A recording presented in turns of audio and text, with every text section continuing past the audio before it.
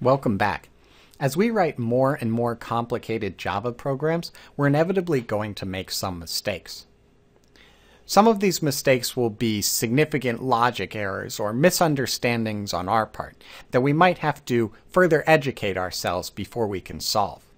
But, especially while we're starting out programming, we're going to make a lot of small, silly errors that are really easy to fix as long as we know where to look. Fortunately, Java compilers are designed to point errors out to us when they come across them.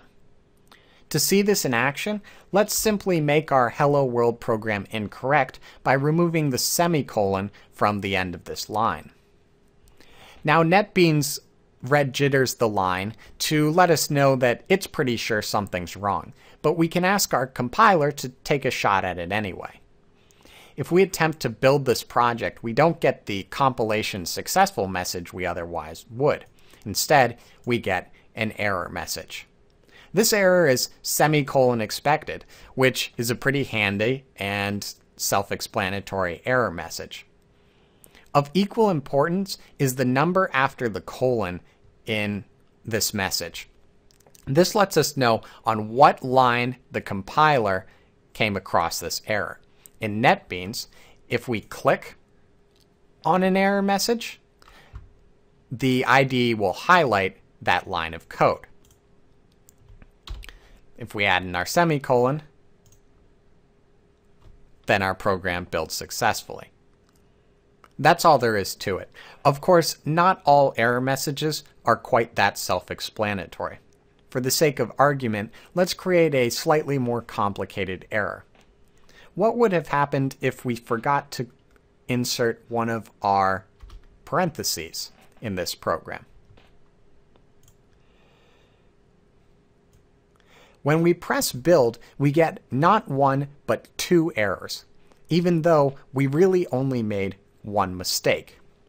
Our first error is not a statement, and then it lets us know the line that it doesn't understand. If we look at this line for a little bit, we're probably going to notice that we're missing a parenthesis and be able to fix this error. But what about the second error? We got semicolon not expected again, even though in this case we really do have a semicolon there. Well, once one error has occurred in the program, the compiler's ability to understand the lines of code gets shattered very quickly. When we're debugging our code, the general rule of thumb is to address only the top error on our list. That's the first error that the compiler came across in our code. We might be able to glean some helpful information from errors further down, but more often than not, there's simply going to be errors generated by the first syntax mistake we made. Nothing too mind-blowing here, but I wanted to point this out to you because being able to track compiler errors can save us a lot of headaches while we're learning to program. While we're talking about NetBeans, let's quickly go over one other IDE feature. Let's say I wanted to write a new line of code, and I'm going to use something from the system library. Once I've gone system dot, NetBeans can suggest valid responses for me. Only one of these, of course, is going to be what I'm looking for.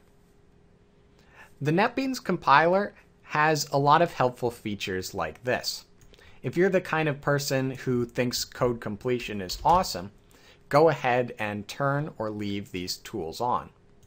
You can do that by going to Tools, Options, Code Completion, and checking the features that you'd like.